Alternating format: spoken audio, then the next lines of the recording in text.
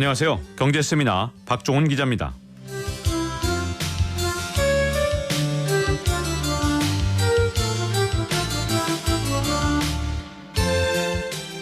반도체는 흔히 산업의 쌀이라고도 불립니다. 휴대전화, 자동차 등 우리가 일상적으로 사용하는 제품뿐만 아니라 자율주행과 사물인터넷, 클라우드, 인공지능, 빅데이터 등 4차 산업 생산품에도 이 반도체는 반드시 들어갑니다. 글로벌 반도체 경쟁력 확보를 위한 국제사회의 경쟁은 갈수록 치열해지고 있는데요. 각국은 반도체 인력을 양성하기 위한 각종 지원책을 펼치고 있습니다.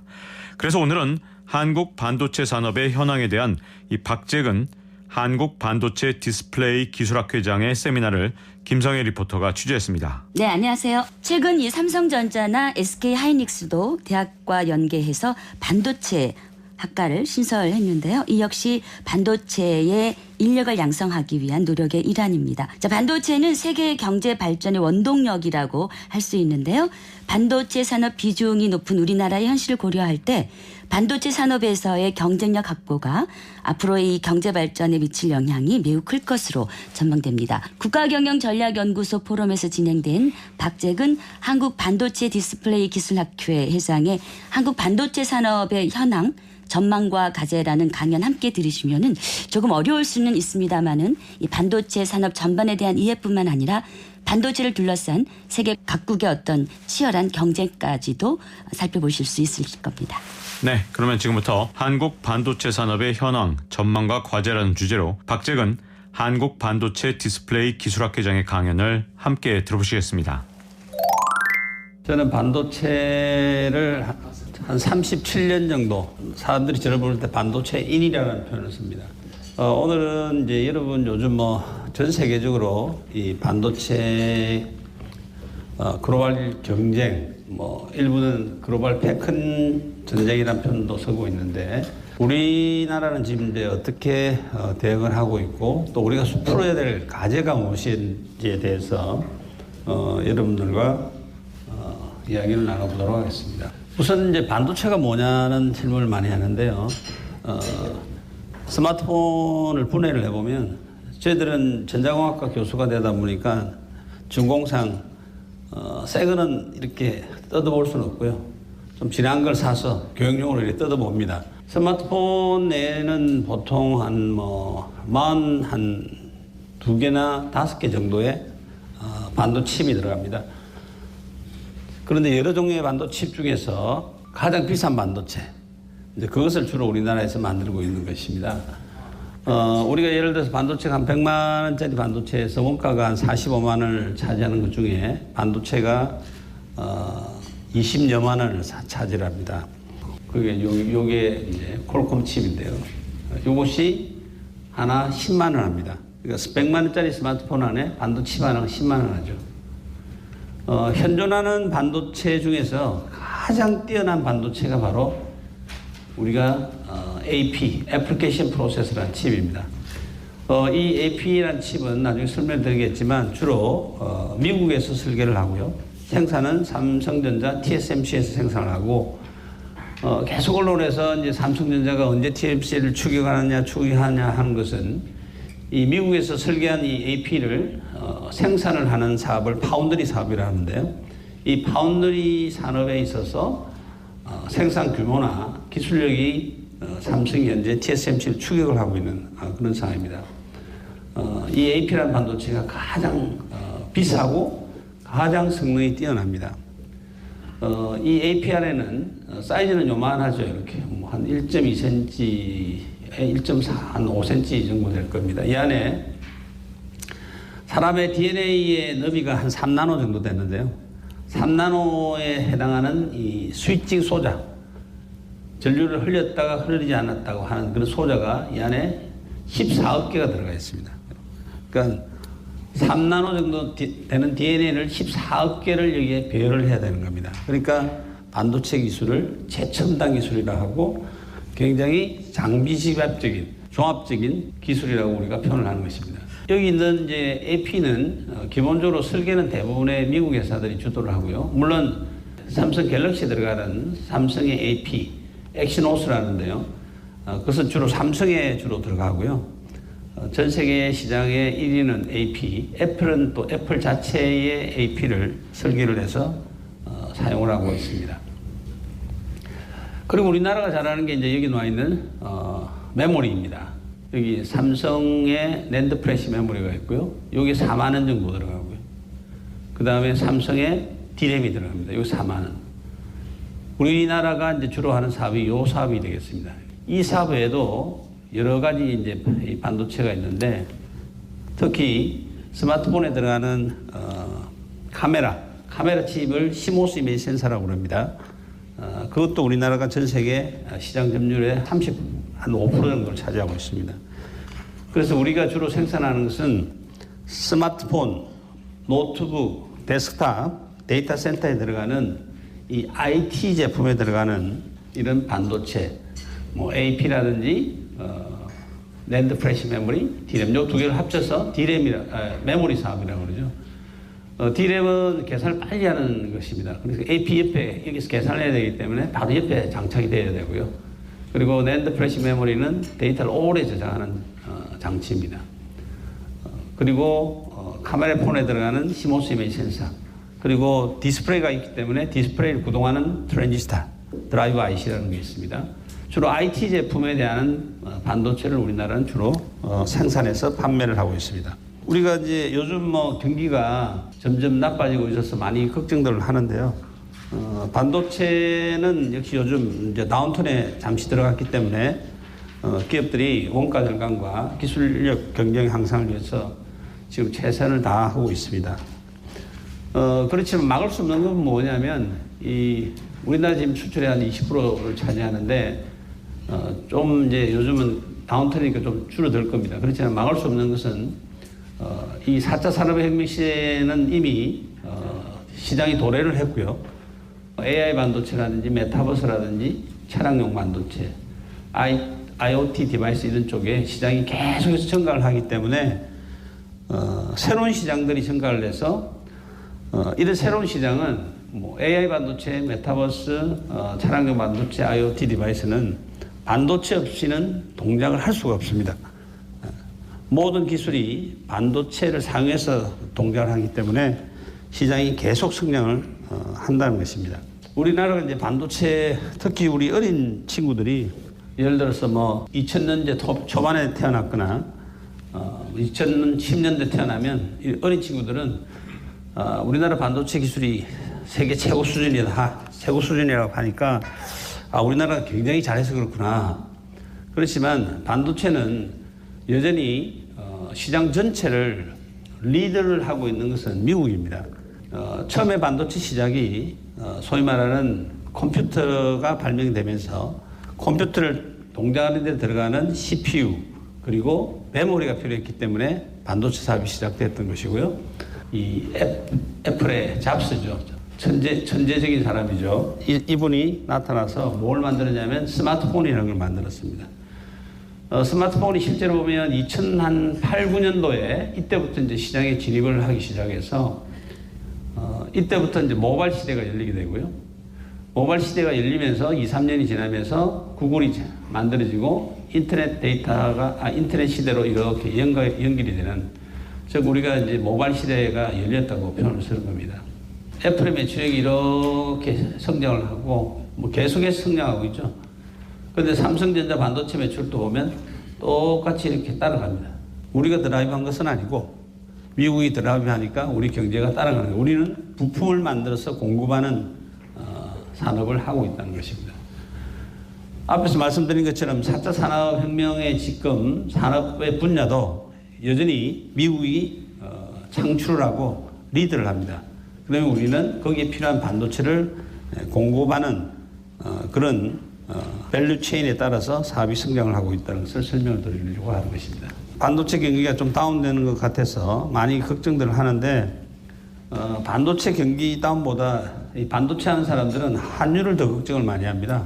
왜냐하면 맥켄지 보고서를 보면 이것은 뭐 당연히 상식적으로도 동의를 할 수밖에 없는 그런 내용인데, 지금 2021년도 보면 전 세계 반도체가 한 5,900억 달러 정도 됩니다. 근데 2030년도 되면 한 1.8배 정도 성장한다고 맥켄지에서 보고를 하고 있습니다. 매출액 자체가 그러니까 뭐 1.8배, 80% 이상 증가한다는 것이죠. 왜 증가하느냐? 메타버스나 IoT나 이런 것이 점점점 증가를 하면 새로운 지금 스마트폰뿐만 아니라 뭐 메타버스의 가글이라든지 이런 새로운 시장이 계속 새로운 시장이 창출이 된다는 것이고요. 또한 가장 또 새로운 변화는 전기 자동차에서 폭발적으로 반도체가 소요가 되기 때문입니다. 그리고 이 전기 자동차나 여기 있는 무슨 통신은 기본적으로 클라우딩을 해야 되기 때문에 데이터 센터의 용량을 증가시킬 수밖에 없습니다. 그러니까 이 흐름은 막을 수가 없다는 거죠. 이 흐름을 막을 수 없기 때문에 반도체는 계속해서 성장을 한다. 단 사인웨이브처럼 변곡점을 가지면서 성장을 한다는 것입니다. 자, 그러면 이렇게 성장하는 것은 미국, 중국, 유럽, 한국, 대만 다 알고 있는 거죠. 그러면 이러한 새로운 시장, 이 전기자동차의 시장과 4차 산업혁명에 의해서 창출되는 새로운 시장, 이에서 동반하는 이 데이터 센터의 시장을 누가 조금이라도 많이 가져갈 거냐.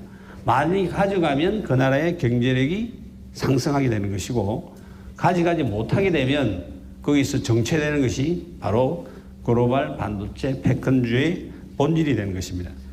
그러면 어느 나라가 지금 여기에 대해서 준비를 하고 있느냐를 한번 살펴보면요. 매년 반도체 장비를 얼마만큼 투자를 하느냐, 국가별로. 반도체 장비는 우리나라가 가장 많이 투자를 지금 하고 있고요. 그 다음에 중국, 그 다음에 대만입니다. 올해는 아마 대만이 우리보다 많을 것 같아요. TSMC가 워낙 투자를 많이 했기 때문에. 미국은 기본적으로 생산보다는 설계 위주를 하기 때문에 그러니까 반도체 시장은 크게 보면 딱 분리가 되어 있습니다. 반도체 매출액 기준으로 전 세계를 쳐다보게 되면 매출액 기준에서는 미국이 47% 정도를 차지하고요.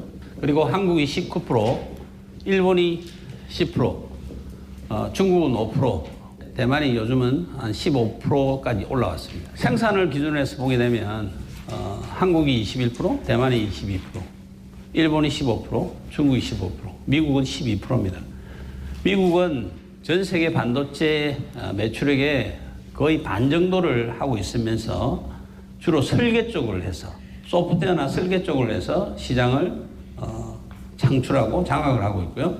반면에 우리나라, 대만이나 일본 같은 나라는 주로 생산을 해서 이 반도체 시장의 주도권을 가지고 있습니다. 자, 그런데 미국이 이렇게 잘하는 이 설계 분야를 만약에 중국이 이 시장을 따라온다면 어떻게 될까요? 미국이 가지고 있는 글로벌 경쟁력은 하루아침에 아마 떨어지게 될 겁니다. 이것이 바로 미국이 중국을 제재하는 가장 본질적인 이유입니다. 자, 우리나라는 반도체 생산하는 시장도 보면 메모리는 우리나라가 굉장히 강국이고요. 그리고 파운드리는 대만이 강국이다. 그래서 대부분의 미국 회사들이 반 이상을 장악을 하고 있습니다.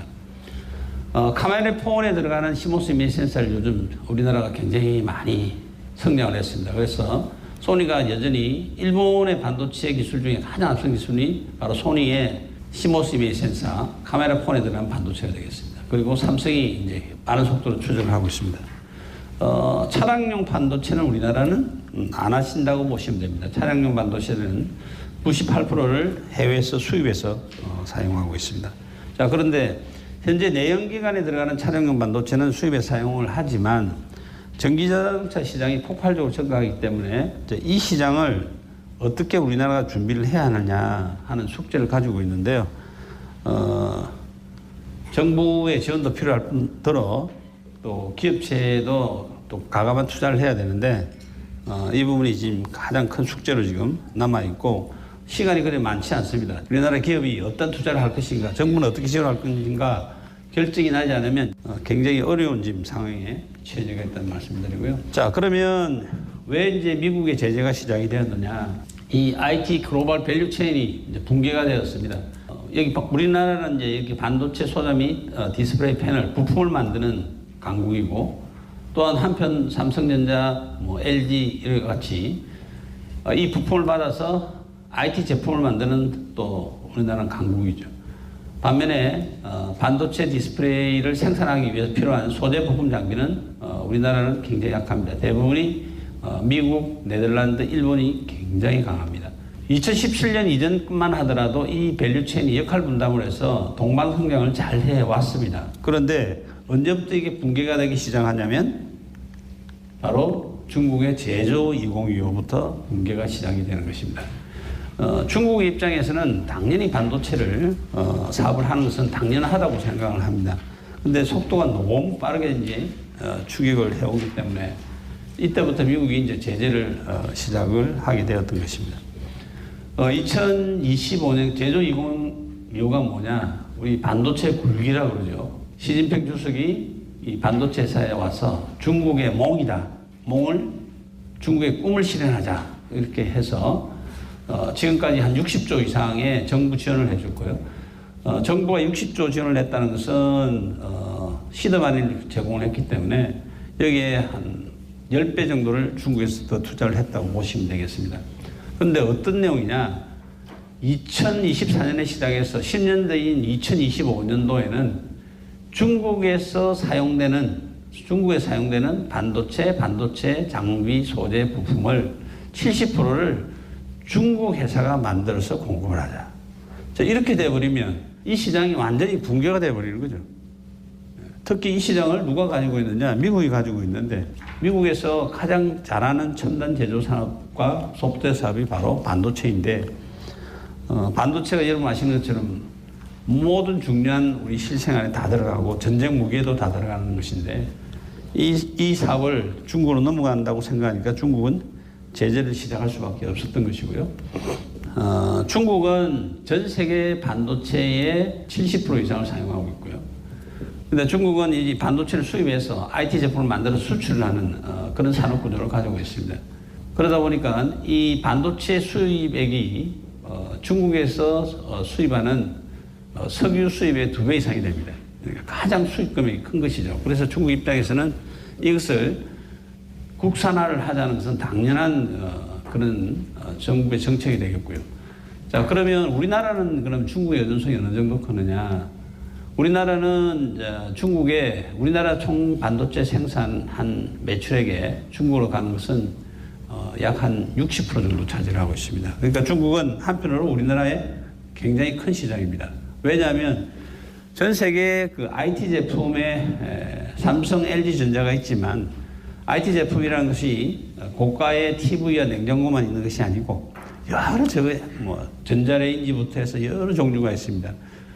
그런 시장까지를 대부분의 TV나 냉장고 같은 고가가 아닌 경우에는 대부분의 중국이 그런 IT 제품을 중국에서 생산해서 판매를 하는데 전자레인지 하나 안에도 메모리 반도체가 하나 들어가야 되는 거죠. 그러다 보니까 중국 입장에서는 반도체 사용량이 너무 크기 때문에 스스로가 생산하려고 하는 것은 당연한 정부의 정책이었겠지만 이 생태계 자체, 글로벌 IT 밸류 체인 자체를 이렇게 붕괴가 돼버리니까 어느덧 중국이 빠른 속도로 반도체를 시작을 했냐면요. 반도체를 생산할 때는 웨이파라는 게 있는데요. 웨이파가 이렇게 원판처럼 되어 있는데 여기 반도체를 쫙 만들어서 잘라서 사용하는 합니다. 그 사이즈가 요게 300mm, 다이아미터가 300mm인 것이 가장 최신의 반도체 공장입니다. 몇 개가 있느냐? 36개가 있어요. 불과 10년 만에 중국의 모든 성에서 이렇게 반도체 팹을 쫙 만드는 겁니다. 놀랍죠? 상상을 초월할 정도로 빠른 속도로 투자를 했고 실제로 어마한 속도로 생산에 가능할 수 있는 양들을 확보를 했다는 겁니다. 제가 어릴 때 삼성에 입사를 했을 때 저희들은 일본을 따라잡기 위해서 그 당시에 85년도 소였는데 1년에 공장 하나씩 졌어요. 그때는 특별한 규제가 없었습니다. 그게 가능했습니다. 1년에. 중국이 보통 공장 짓는데 1년 6개월밖에 걸리지 않습니다. 중국 정부에서 모든 것을 다 일괄 서비스를 합니다. 그래서 요즘은 거꾸로 우리나라 산업부, 우리나라 기업에서 계속해서 이제 중국의 공장이 있기 때문에 중국의 사례를 정부한테 이야기를 해서 벤치마킹을 해서 우리나라도 제발 규제 완화와 인프라 지원 좀 빨리 해달라고 이렇게 부탁을 하고 있습니다. 놀라울 정도로 공장이 많이 지어졌고요. 여기는 메모리 반도체뿐만 아니라 파운드리 반도체 공장까지 이렇게 많이 지었습니다. 자, 어떻게 그러면 왜 그러면 본격적으로 미국이 중국을 제재를 하게 된 시발점이 뭐냐면 바로 하웨이의 스마트폰입니다. 아까 앞에서 말씀드린 것처럼 스마트폰이 사용하는 AP라는 반도체가 가장 뛰어난 반도체고 이 반도체의 설계 기술은 퀄컴이나 애플이나 미디어텍이나 미국 회사가 주도를 하고 있고요. 그 다음에 이제 삼성전자 시스템 LSI 사업부에서 추격을 하고 있는 이런 양상인데 하웨이에서 2020년도에 소위 말하는 프라임급의 스마트폰 100만짜리 스마트폰이 나왔는데 여기 나오는 AP를 하웨이 자체에서 설계를 한 거예요. 자체에 설계를 해서 대만의 TSMC, 미국 회사들이 TSMC의 애플이 TSMC의 파운드리라는 것처럼 대만의 TSMC의 파운드리를 의뢰해서 그 AP 스스로 만든 AP를 장착을 한 겁니다. 이것은 완전히 미국의 입장에서나 전 세계 반도체 회사들의 입장에서는 충격입니다. 왜? 미국이 주도하는 AP라는 것이 스마트폰만 들어가는 것이 아니라 전기자동차의 향후에 자율주행이 들어가면 세계가 또 들어가게 됩니다. 어마어마한 시장을 가지고 있고 이것을 미국이 주도를 하려고 하는데 하웨이라는 회사가 스스로가 만들었는데 성능이 너무 좋다는 거죠. 거의 뭐 사실 하웨이 프라임폰이 나왔을 때 삼성의 매출이 확 떨어져 버렸어요. 갤럭시 매출이 확 떨어져 버렸어요. 그래서 이 당시에 총 37개의 반도체칩을 사용했는데요. 중국 제품이 18개, 해외 수입 제품이 19개입니다. 이 중국 제품 18개는 굉장히 싼 제품입니다. 예를 들어서 통수신하는 안테나. 요즘 안테나도 반도체칩으로 만듭니다. 그것은 3,000원밖에 안 합니다. 싼 것은 중국에서 만들지만 아까 말씀드린 AP라든지 메모리는 다 수입을 해왔었는데 이제는 하웨이가 스스로가 미국의 가장 강점인 AP를 스스로가 이렇게 딱 만드니까 누가 만들었느냐? 누가 만들었을까요? 설계를. 실리콘밸리에 있는 중국 분들을 다 스카우트 해가고 대만에 있는 설계하는 사람을 다 스카우트해서 만드는 거예요. 그러다 보니까 미국에서 더 이상 허용을 할 수가 없는 거죠.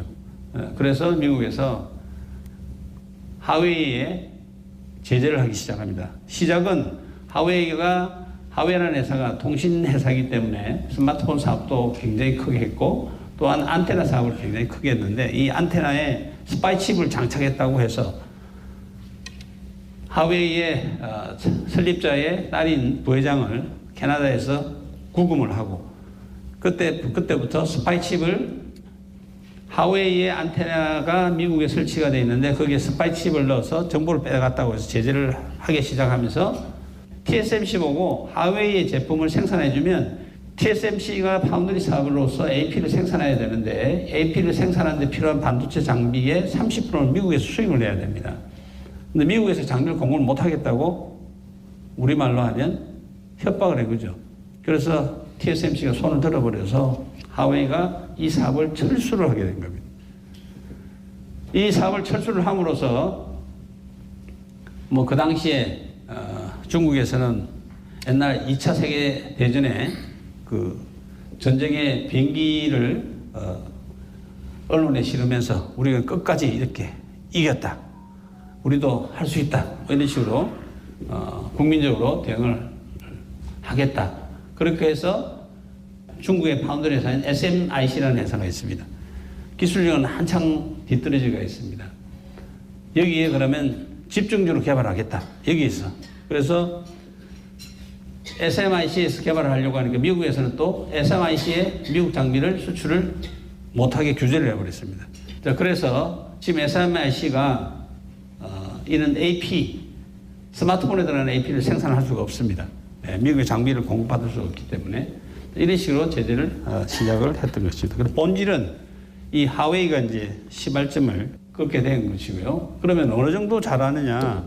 깜짝 놀랍니다. 우리나라도 메모리 반도체 강국이기 때문에 중국에서 메모리 사업의 추격에 대해서 굉장히 신경을 많이 썼고요. 중국이 언젠가는 들어올 것이다. 그러면 우리나라가 할 수 있는 건 뭐냐? 삼성전자, SK의 모토가 뭐냐? 중국과의 초격차 기술을 유지하자. 반도체라는 것은 올해 생산한 제품을 내년까지 쓸 수 있는데 그 다음에는 못 씁니다. 왜냐하면 성능이 더 이상 개선하지 않으면 안 되기 때문에. 여러분 아시는 것처럼 스마트폰이 매년 신규 버전이 나오죠. 매년 신규 버전이 나오면 성능이 매년 좋아집니다. 그 매년 성능이 좋아지는 것을 구현을 하는 것이 반도체 칩을 가지고 구현을 합니다. 매년 스마트폰이 성능이 개선된 게 나오게 되면 반도체 칩도 동반해서 성능이 좋지 않으면 불가합니다. 그러다 보니까 반도체는 한번 생산하면 라이프 타임이 2년을 못 갑니다. 2년 뒤에는 또 새로운 제품이 나와야 되는 것이고요. 새로운 제품은 성능이 더 좋아져야 된다는 것이고, 성능이 좋아지기 위해서는 반도체는 작게 만드는 기술입니다. 더 작게. DNA 사이즈까지 내려가 있는데 DNA 사이즈보다 더 작게 내려가 보자 하는 게 이제 반도체 기술의 도전의 현황에 지금 와 있는 것이고요. 그런데 그럼에도 불구하고 여기 보시면 특히 여기 이노트론이라는 회사에서 우리 한국에서 정말 독보적으로 잘하는 게 이 D램 반도체 기술인데요.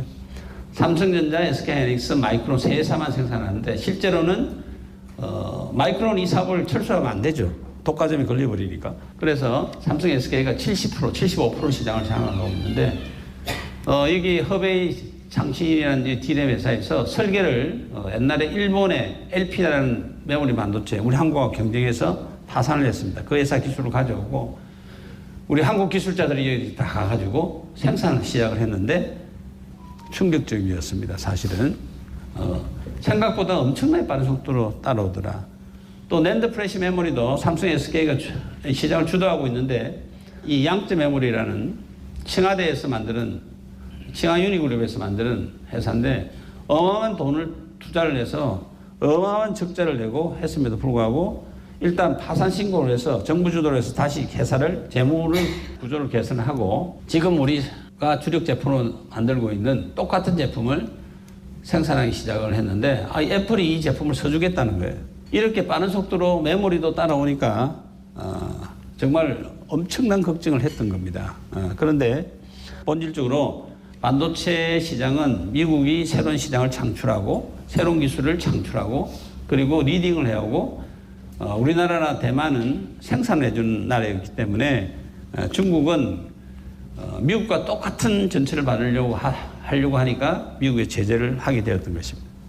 자, 그런데 최근에 여러분 뭐 언론에서 많이 보셨지만 미국도 마찬가지고 유럽도 마찬가지고 일본도 마찬가지고 대만도 마찬가지고 전 세계가 이렇게 그 나라의 반도체 경쟁력을 확보하기 위해서 정부 주도로 기업체 주도로 일심 동체가 되어서 현재 대응을 하고 있습니다. 거기에 비해서 솔직히 하면 우리나라는 굉장히 많이 뒤처져 있다. 그럼에도 불구하고 빨리 개선이 되었으면 하는 게 저희들 바람입니다. 이렇게 글로벌 경쟁을 하는 그 배경은 앞에서 말씀드린 것처럼 2030년까지 반도체 시장이 1.8배로 성장을 하기 때문에 이 시장, 성장하는 그 시장은 특히 고가 반도체 쪽입니다. 그러니까 이 시장을 확보를 해서 그 나라의 경쟁력을 가지려고 하는 것이죠. 미국은 아까 앞에서 말씀드린 것처럼 미국이 생산에 있어서는 시장 점유율이 12%입니다.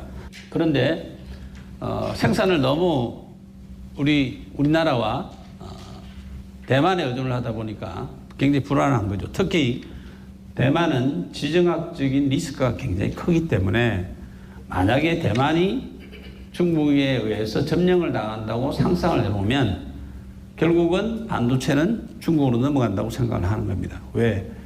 지금 미국의 AP 설계의 90%를 대만의 TSMC에서 생산을 해주고 있습니다. 그래서 그런 리스크를 줄이기 위해서 미국에서 현재 생산이 12%, 미국 대부분의 회사가 인텔 마이크론이라는 두 반도체가 있는데요. 이것을 2배 정도, 10년 사이에 한 24% 정도를 2배 정도 올려보자. 그래서 아까 300mm 웨이퍼 팹을 19개를 짓자. 이렇게 짓기 위해서는 칩4 액트라고 해서 반도체 산업 지원법을 통과를 해서 520억 달러의 지원을 하겠다. 자, 그런데 이 520억 달러 지원을 하는데 특히 무엇을 지원하냐면 제가 최근에 지원하게 된 그 예를 제가 하나 가져왔는데요. 대만의 글로벌 웨이파라는 웨이파를 반도체 재료를 만드는 회사가 있습니다. 거기에 50억 불을 투자하는데 주정부시에서 10%의 펀딩 그랜트를 주고요. 그 다음에 정부에서 15%의 보조금을 줍니다. 그러니까 WTO라는 게 이제 완전히 없어져 버렸어요. 캐시로 보조금을 주는 겁니다. 15%를. 그리고 세제 혜택을 25% 준다. 왜 이 보조금이 필요하냐면 요즘은 반도체 장비를 주문을 하면 2년 이상 걸립니다. 어떤 장비는 3년씩 걸려요. 그런데 반도체 장비를 만들기 굉장히 어려운 기술이다 보니까 장비도 워낙 고가고요. 보통 장비 한 대가 수백억씩 합니다. 그러다 보니까 옛날과는 달리 주문할 때 60, 70%의 현금을 줘야 되는 거예요. 그렇지 않으면 투자를 못 합니다. 그러다 보니까 빨리 이렇게 경쟁력을 확보하기 위해서는 정부에서 캐시로 해가지고 보조금을 주는 거예요. 이렇게 보조금을 주니까 뭐 TSMC는 6개 공장을 짓기로 했고요. 지금 현재 2개의 공장을 짓고 있습니다. 삼성도 발표를 했죠. 지금 1개의 공장을 텍사스 테일러시에 170억 달러 투자해서 지금 공장을 짓고 있습니다. 인텔도 공장을 짓고 있고요. 마이크론도 최근에 또 발표했죠. 또 공장을 짓겠다고. 반도체 경기가 다운됨에도 불구하고 또 투자를 하는 겁니다. 왜? 반도체 공장은 우리나라를 제외하고는 전 세계 반도체 공장은 미국이나 대만은 한 2.6개월 정도 걸리고요. 중국은 1.6개월, 우리나라는 6, 7년 걸립니다. 그래서 3년 정도의 시간이 걸리기 때문에 미리미리 이렇게 투자를 하는 겁니다. 그러니까 반도체 경기가 다운된다 하더라도 삼성전자가 최근에 발표했지만 계속 투자를 하겠다. 그것은 지금 시장 당장을 보고 투자를 하는 게 아닙니다. 3년 뒤에 시장을 보고 투자를 하는 거죠. 그래서 미국은 이 반도체 주도권을 특히 2030년까지 계속 성장을 하기 때문에 이 주도권을 가져가겠다는 것이고요. 그리고 EU도 마찬가지입니다. EU도 430유로에 지원하는 EU 반도체법을 만들어서 지원을 하겠다. 이렇게 하니까 삼성전자한테 제안이 들어왔는데 삼성전자는 도저히 사람도 없고 어렵다 하고 이제 리스판스를 했고요. 인텔에서 800유로를 보조금을 이렇게 준다고 하니까 800유로를 투자를 하겠다 해서 이렇게 공장을 짓기 시작을 한 겁니다. 이유는 왜 이 반도체 시장에 다시 이렇게 투자를 할 수밖에 없냐면 2025년 되면 탄소 중립에 의해서 전 세계 신규 자동차 요즘 한 1억 대 정도 되는데요. 신규 자동차의 25%를 친환경 차로 사용을 해야 되고요. 친환경 자동차로 사용하게 되면 현재 내연기관 차에 200에서 300개 사용하는 반도체를 500에서 600개 사용해야 되고요. 그것보다도 친환경 자동차, 전기자동차를 사용하게 되면서 자율주행 기능이 들어가게 됩니다. 자율주행 기능이. 그러면 스마트폰에만 들어가던 이 AP, 가장 똑똑한 AP가 자율주행을 하게 되면 자율주행을 할 수 있는 차에는 3개가 장착이 되는 겁니다. 그러면 요즘 스마트폰이 전 세계 신규 생산량이 뭐 왔다 갔다 하지만 한 10억 대 정도 되는데 자동차가 한 1억 대 정도 되고요. 그럼 10억 대 중에 프라임 폰 쪽만 비싼 AP가 들어갑니다. 그러면 한 30% 잡으면 뭐 한 3억 개가 되겠죠. 근데 전기자동차 자율주행차로 들어가는데 2030년 되면 전 세계에서 50%가 친환경차를 써야 됩니다. 그럼 1억 대에 50%면 5천만 대죠. 그게 3개면 1억 5천만 개가 생기는 겁니다. 스마트폰의 반 정도 되는 새로운 AP 시장이 생기기 때문에 그것을 확보하자는 게 EU고요. EU는 주 제조 사업이 자동차 사업이잖아요. 그런데 이 반도체가 없으면 뛰어난 자동차를 자기가 못 만드는 거예요. 그래서 대부분의 전기자동차 시대가 들어가면서 현대자동차도 마찬가지지만 대부분에 들어가는 반도체를 설계는 누가 하느냐면 자동차 회사에서 하는 겁니다. 단 생산을 반도체 전문 회사들이 생산을 해줘야 되기 때문에 이 생산을 확보하기 위해서 EU도 마찬가지로 이러한 지원법을 만들어서 지원을 하고 미래를 준비를 하고 있는 것이고요. 미래라고 해야 그렇게 오랜 미래가 아닙니다. 2030년까지를 보고 지금 투자를 하는 겁니다. 일본은 최근에 이제 발표가 됐지만 일본의 제일 큰 주력 사업이 자동차 사업입니다. 근데 자동차 사업이 자동차에 들어가는 MCU라는 3,000원짜리 반도체 칩이 없어서 지금 전 세계적으로 반도체 생산이 계속 감산되어 왔지 않습니까? 지금도 그 여파가 여러분들이 신규 자동차를 주문하면 1년 걸리는 이유가 그 3,000원짜리 MCU가 없어서 그렇습니다. 그걸 어디서 다 생산하냐면 TSMC에서 생산하는데 TSMC에서 그 양을 증가를 시킬 수가 없습니다. 왜냐하면 3,000원짜리보다는 AP 비싼 걸 팔아야 이익이 많이 되다 보니까 기술 자체도 AP 기술은 굉장히 하이엔드 쪽이고요. 이 MCU는 옛날 기술을 사용합니다. 그런데 그 옛날 기술을 보유하고 있는 데가 TSMC밖에 없다 보니까 더 이상 증설을 못 하는데 그러다 보니까 전기자동차 시대가 되면 MCU가 기존 사용하는 MCU에 10배 정도가 증가를 합니다. 그러다 보니까 일본에서 TSMC 보고 보조금을 줄 테니까 투자를 해둘라. 그래서 구마모도 공장에 TSMC, 소니, 덴소 자동차 부품 회사입니다. 잘 알려진 여기에 10조 5천억을 투자하는데 보조금을 4.5조를 일본 경제안전보장법에서 보조금을 줘서 공장을 짓기 시작했고 상당히 빠른 속도로 지금 짓고 있습니다. 중국은 아까 설명을 들었으니까 제가 생략을 하고요. 중국은 뭐 지원 정책이 어마어마합니다. 중국은 기술만 가지고 있으면 무조건 사업이 되는 그런 나라이기 때문에 정부 주도로. 대만은 굉장히 잘하는 게 뭐냐면 TSMC, 뭐 UMC 이런 반도체 회사들이 있는데요. 그런 회사들이 필요한 공장을 정부에서 나서서 미리 조성을 미리 해주는 겁니다. 그래서 미리 조성해서 필요할 때 기업체가 들어가기만 하면 되는 거죠. 반도체 경기에 따라서 투자를 할 때 가장 하기 좋은 나라가 대만입니다. 아시는 것처럼 작년 같은 경우는 대만에 가뭄이 생겼는데 가뭄이 생기면 벼농사 하는데 물이 들어가야 되는데 벼농사 하는 물을 뽑아가지고 TSMC 공장에 공급했다는 건 뭐 언론에 잘 알려진 그런 내용입니다. 물론 정부에서 벼농사 하는 분들한테 다 보상을 했다고 합니다.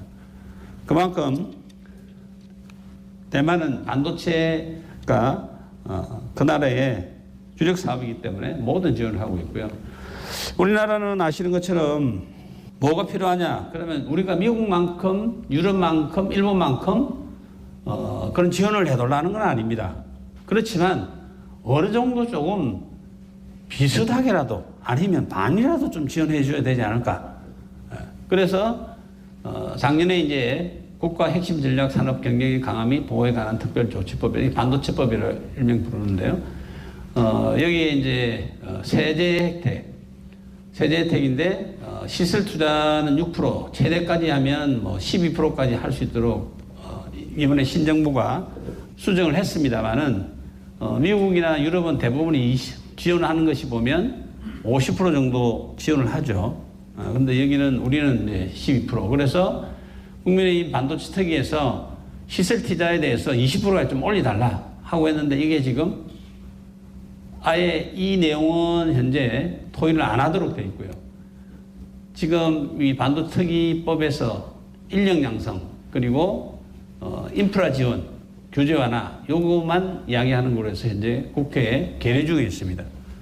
그러니까 다른 나라는 뭐 정부가 나서서 그 여러분 바이든 대통령이 가장 큰 업적 중에 하나가 본인 스스로가 이야기하신 것이 바로 반도체 지원법을 통과시킨 거죠. 일본은 경제안전보장법에서 이렇게 지원을 하고 EU도 마찬가지고요. 그런데 우리나라는 잘 안 되고 있습니다. 그래서 굉장히 답답하다는 말씀을 드리고요. 미국의 이제 지원 사항을 한번 볼 필요가 있습니다. 520억 달러에 이렇게 지원하는 금액 생산 시설을 투자하나 R&D 시설을 투자할 때 지원하는 금액이 한 여기 39억 빌리언 정도 되고요. 그 외가 뭐냐면 소위 말하는 R&D 기술과 인력 양성을 한다는 겁니다. 그러니까 R&D 기술과 인력 양성에 대해서도 커다란 지원을 해서 결국 우수한 인력이 없으면 이 반도체 사업을 할 수가 없는 거죠. 원래 반도체의 원조 회사는 인텔입니다. 인텔이고 어떻게 보면 인텔에서 모든 반도체가 제일 처음 만들어져서 시작이 됐던 거기 때문에 그런데 인텔이 설계는 굉장히 잘하는 회사인데 생산을 TSMC에서 할 수밖에 없는 상황까지 온 것은 사실은 저도 미국에서 유학을 가서 공부를 했지만 요즘은 미국에 설계 분야를 뺀 반도체 생산 분야에 전공하는 교수님은 거의 없습니다. 그래서 그것을 복귀시키자 하고 해서 내셔널 세미컨덕터 테크놀로지 센터라고 해서 이것을 미국 5개 지역에 14조를 투자해서 설립을 해서 인력을 양성하겠다는 겁니다. 자, 그런데 좀 애로사항이 있습니다. 뭐냐면 우리가 이제 미국의 현지 공장에 투자를 하게 되면 미국에 이제 지원을 받게 되는데요. 미국의 지원을 받은 반도체 회사는 중국에서 생산을 할 수 없다. 이렇게 제재를 하려고 하는 거예요. 그래서 지금 우리 정부에서 산업통상부, 외교부, 기재부에서 잘 대응을 하고 있습니다. 그래서 이번에 이끌어낸 것이 일단 이제 신고를 해야 됩니다. 예를 들어서 삼성과 SK하이닉스가 중국 공장에 다음을 위한 투자를 하려고 하면 신고를 해야 되는데 일단 1년은 유예를 받았습니다. 그래서 그런 분위기는 미국이 이제 한국과 같이 가겠다는 그런 분위기이기 때문에 그렇지만 강하게 지금 역시 마찬가지로 미국의 지원을 받으면 미국에 투자를 해서 TSMC나 삼성전자가 지원을 받으면 중국에 생산할 수 없다. 이렇게 지금 제재를 지금 계속하고 있습니다.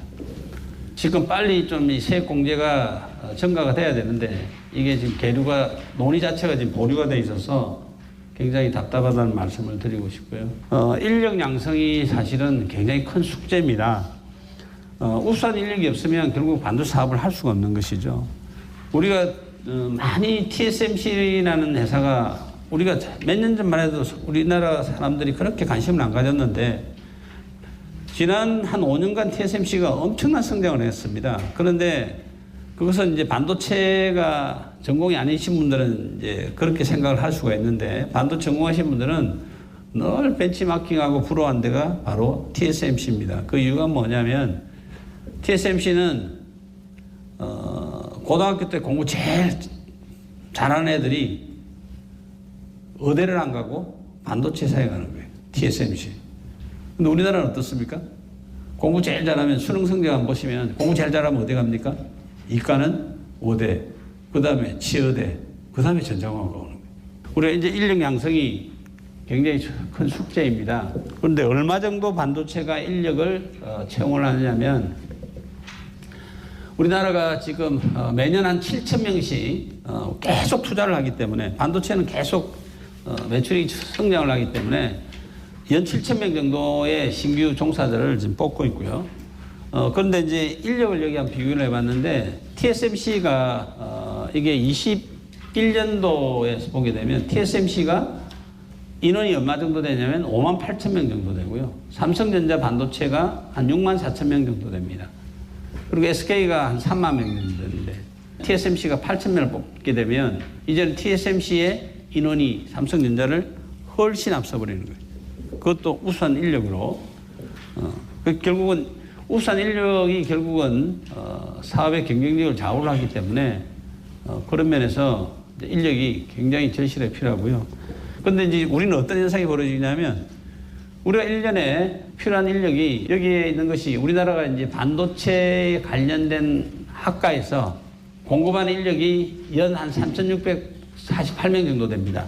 그리고 이 인력 중에 한 70% 정도가 대기업에 가게 되고요. 그리고 나머지가 또 이렇게 반도체 소재 부품 장비 회사로 가게 되는데 기본적으로 대학에서 반도체 전공을 하는 학부생들이 너무너무 적다. 이 문제를 풀지 않으면 계속 인력난이 생길 거라고 생각하고 반도체는 소프트웨어와 달리 분야가 굉장히 넓습니다. 물리, 화학, 수학 이런 걸 다 커버를 해야 되다 보니까 현재 전자공학과에서 이걸 다 커버하기 현실적으로 불가능한 것이고요. 솔루션이 뭐냐? 반도체 전문 교육을 할 수 있는 학부를 신설해 달라는 것이고요. 신설하려고 하니까 이제 부닥치는 게 수도권 정비계획법에 부닥치는 거죠. 수도권 정비계획법에 의해서 대학 입학 정원이 총량제로 묶어져 있다 보니까 그게 안 풀리고 우리가 반도체 회사에서 가장 이제 필수적이고 어렵고 하는 것이 바로 이 인프라 구축입니다. 인프라라는 것은 전력, 용수, 오폐수 처리, 도로인데요. 우리나라도 이제 완전한 선진국이고 우리나라는 또 굉장히 그 고밀도 지역이기 때문에 다른 나라보다 미국에서 예를 들어 반도체 공장을 짓는다 하면 뭐 전력, 용수, 오폐수, 도로 이런 것이 그렇게 어렵지가 않습니다. 왜냐하면 땅이 워낙 넓기 때문에 미국의 식유 공장 짓는 데 딱 가보면 허벌 판에 그냥 나무 있는 데 다 깎아버리면 되고요. 그리고 땅 수용하는데 돈이 별로 안 들죠. 근데 우리는 산업단지나 지려면 땅 수용하려고 하면 땅 수용하는데 너무너무 오랜 시간이 걸립니다. 용인에 지금 SK하이닉스의 반도체 클러스터를 짓는데 그게 지금 벌써 2년이 지연되고 있는데 가장 힘든 것 중에 하나가 이제 뭐 거의 다 끝났습니다만 제가 TF 단장을 하는데 땅을 수용하는 겁니다. 땅을 수용하는데 해외 같은 건 땅 수용이 이제 굉장히 쉽죠. 그리고 우리나라는 용수도 굉장히 어렵잖아요. 뽑아오는 데가 딱 그냥 한강 지역에서만 뽑아올 수 있으니까 수도권은 굉장히 어렵고요. 근데 대만 같은 경우는 미리 이것을 만들어주니까 굉장히 사업하기 좋다는 것이고요. 기본적으로 미국이나 유럽은 뭐 나라가 커서 쉽게 용수도 인근에서 가져올 수 있으니까 큰 문제가 없는데 우리나라는 하여튼 우리나라가 반도체 생산의 강국이기 때문에 글로벌 경쟁력을 유지를 하기 위해서는 이 인프라 지원이 필수적으로 필요하다는 이야기 드리고요. 미국 같은 경우에 반도체 공장을 딱 짓는데 2년 6개월 걸리고요. 대만도 2년 6개월, 중국은 2년 걸립니다. 근데 우리나라는 6년도 뭐 요즘 더 걸리죠. 그래서 미국은 뭐 주에서 나서서 뭐 모든 걸 다 빠른 속도로 인프라 구축을 다 해줍니다. 그러니까 근데 우리는 그렇지 않습니다. 우리는 국가 산업단지로 인정을 받아야만이 인프라 구축에 들어가는 비용을 반을 정부에서 해주고요. 반을 기업에서 내는 겁니다. 산업단지가 아니고 일반 단지 같으면 지원을 못 받는 거예요. 그러니까 굉장히 국가적으로 경쟁이 떨어진다는 것이고요. 그래서 산업단지로 자꾸 지정을 받으려고 하고 있고 뭐 송전탑 건설하는 거 이런 거 솔루션은 기업에서 직접 설치를 하겠다 함에도 불구하고 전력에 대한 물량을 한전에서 우선 변경을 안 해주면 할 수가 없습니다. 이제 그런 문제도 풀어야 되는 것이고요. 예를 들면 대표적인 규제 완화를 제가 하나 들고 나왔는데요. 우리 이야기하는 항물질의 등록비 평가법에 관한 법률에서 합평법이라고 그럽니다. 합평법이라는데 그 기준을 보면 우리나라는 신규 물질을 반도체는 신규 케미칼을 많이 사용합니다. 반도체 기술이 좋기 위해서는 신규 새로운 케미칼을 계속해서 개발을 해야 됩니다. 그런데 신규 물질은 연간 100kg 이상이 될 때는 신고를 해서 평가를 받아가지고 들어가는데 평가받는데 6개월 걸립니다. 환경평가를 받는데 6개월이 걸리는데 기존 물질은 1톤 이상이다. 그러면 미국은 얼마냐? 미국은 10톤 이상만 등록을 합니다. 그럼 우리 기준이 10배가 더 강한 거예요. 그러면 이 평가받는 데만 해도 벌써 1년 이상 차이가 나는 거죠. 이렇게 우리 기준이 너무너무 강하게 돼 있다. 그럼 이 기준이 도대체 근거가 뭐냐? 저희 학교에서 계속 추적을 하고 환경부가 이야기하고 다 했는데 근거가 없어. 어떤 건 뭐냐? 미국, 일본보다 더 강하게 된다고요. 또 숫자를 그렇게 만들어놔가 통과가 돼 있는데 이거를 고치려고 하면 법을 고쳐야 됩니다. 이렇게.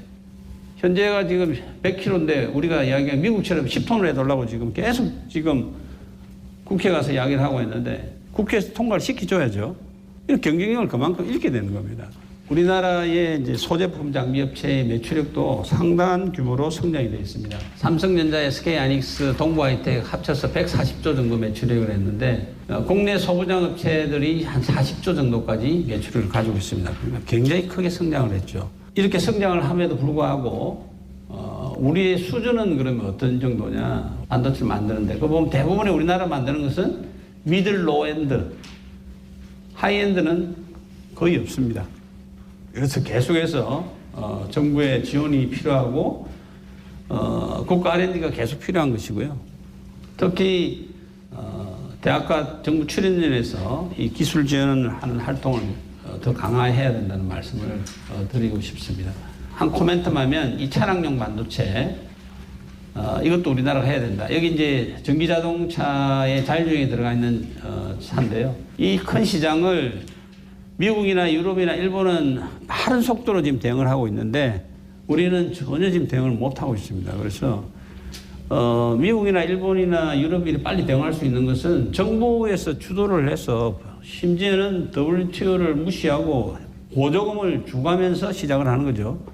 근데 우리는 보조금이라는 거는 상상도 못할 뿐더러 규제가 이렇게 까다로우니까 해야 되는 시장인 것은 분명하고 우리가 할 수 있는 시장인 것은 분명한데 실제적으로 시작을 못하고 있어서 이 타이밍을 1년만 더 지나면 앞으로 진입을 할 수가 없습니다.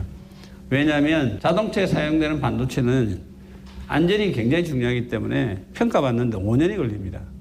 IT 제품 같은 경우는 1년이면 평가가 끝나요. 이 시장이 워낙 큰데 대부분의 이 지금 기술을 가지고 있는 건 TSMC고요. 그래서 빨리 이 시장을 진입하지 않으면 어렵다. 그래서 특히 수도권이 아니고 부산 불경에 이 파운드리 사업을 해야 된다고 저희 학회에서 계속 지금 주장을 하고 격려를 하고 있습니다. 그 이유는 불경에 이제 자동차 부품 생태계가 만들어지가 있고 1년에 한 25조 정도의 매출액을 하고 있습니다. 그래서 그 불경의 그 차량용 반도체 부품 생태계가 조성이 되어 있는데 내연기관에서 전기차로 전환을 못하다 보니까 계속 부도가 나고 있습니다.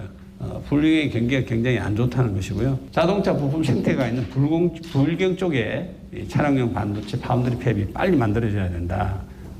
빨리 정부에서 지원해 주기를 바라고 있는데 조금 많이 지연되고 있습니다. 이상으로 강의를 마치겠습니다. 감사합니다. 네, 지금까지 한국 반도체 산업의 현황, 전망과 과제라는 주제로 박재근 한국 반도체 디스플레이 기술학회장의 강연을 함께 들어봤습니다. 네, 김성희 리포터 수고 많으셨습니다. 고맙습니다. 오늘 경제 세미나는 여기까지입니다. 끝까지 함께해 주신 여러분 대단히 고맙습니다.